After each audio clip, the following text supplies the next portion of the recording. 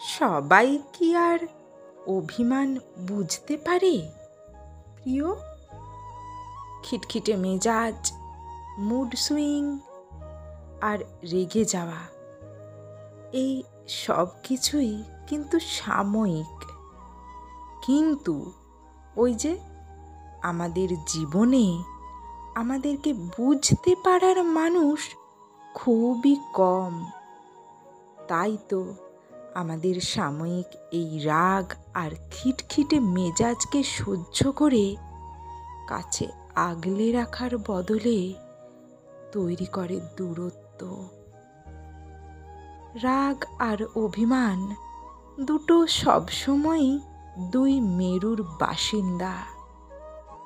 তবুও কখনো কখনো আমাদের কাছের লোকেরাই অভিমানকে রাগ ভেবে ভুল করে, কারণ অভিমান বোঝার ক্ষমতা খুব কম লোকেরই আছে।